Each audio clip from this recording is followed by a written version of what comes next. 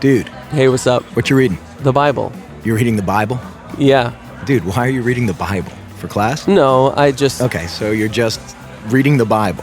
You're just sitting here in a coffee shop in the 21st century using state-of-the-art technology to read ancient myths for no reason whatsoever. Well... Tell me something. Are you one of those super religious people who thinks Jesus actually rose from the dead? Well, I do believe that. Do you also believe in the Easter Bunny, Santa Claus, unicorns, Bigfoot? Ever been abducted by aliens? And do you buy into all those other ancient myths about dying and rising gods invented by primitive nomadic tribes back in the Bronze Age? No. Okay, so what's the difference between Jesus rising from the dead and all those other fairy tales? Here's the difference. My belief in the resurrection of Jesus is rational. It's based on historical facts. Facts? What facts? Well, first, Jesus died by crucifixion. Whoa, hold on. We don't even know if Jesus existed. Why should I believe your facts? Well, because the 5 facts I'm going to give you are backed by so much historical evidence that most professional critical scholars who study the subject accept them as true. That includes skeptical atheist scholars. Okay, so Jesus was a guy who actually existed and then got himself killed. So what? That's the first fact. Second, his disciples were convinced that he rose from the dead and appeared to them. Third, Paul, a sworn enemy of the early Christians, suddenly became a Christian. Fourth, Jesus' skeptical brother James also became a Christian. And fifth, the tomb where they put Jesus' body was empty. And those are well-established historical facts. Right, but you can't just leave it there. These facts demand an explanation. Otherwise, you've got a big hole in human history. Okay, here's an explanation. They all lied.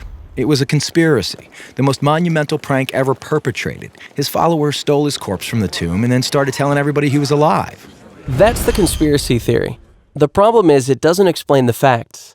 How do a few spineless fishermen, cringing in fear for their lives, subdue a bunch of well-armed, professional Roman guards, roll away a 2-ton stone, steal a body, then hide it from a city swarming with people trying to find it? And why would they do it? The disciples had absolutely nothing to gain by lying about Jesus' resurrection. In fact, they were persecuted, and we have good historical evidence that 5 of them were martyred because of their claim that Jesus rose from the dead. Apparently, not a single one of them ever recanted. People don't willingly die for something they know isn't true. They were there. They knew whether it was true or not.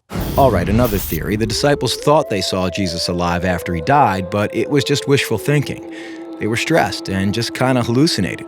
The hallucination theory also lacks explanatory power. 500 witnesses saw Jesus at the same time, and the disciples touched him. Psychologists have shown that hallucinations don't work like that, nor does this explain the empty tomb. Okay, look, maybe there's some other explanation, but the bottom line is dead people stay dead. Rising from the dead would be a supernatural event, a miracle, and science has proven that miracles don't happen. Oh, really? When did that happen? I don't know. I just kind of heard it somewhere. Science has not disproven miracles. In fact, that would be impossible. Why? Science deals exclusively with natural phenomena, physical matter and material processes, right? Yeah. But a miracle, by definition, is not a natural phenomenon. It's supernatural. So a supernatural event would lie outside the boundaries of science. It's logically impossible for science to throw out any hypothesis that lies outside its boundaries. why have I never heard this stuff before? I don't know. Maybe because it's scary? Scary? Yeah. As long as Jesus rising from the dead is just a fairy tale, like Santa Claus and unicorns, it doesn't threaten my little world. But if it's a fact, if he actually did rise from the dead, that's huge. It's a total game changer. And that's why it's so hard to think about it objectively. Whoa. Yeah. Big whoa.